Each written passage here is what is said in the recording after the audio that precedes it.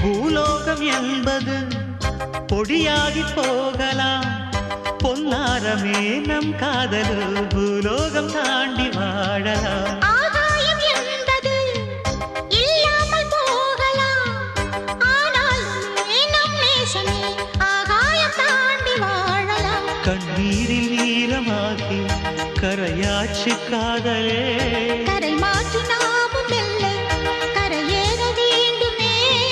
நாளை வரும் காலம் நம்மை கொண்டாடுமே. தாஜ்மஹால் தேவையில்லை அன்னமே அன்னமே, காடுமலை நதிகள் எல்லாம்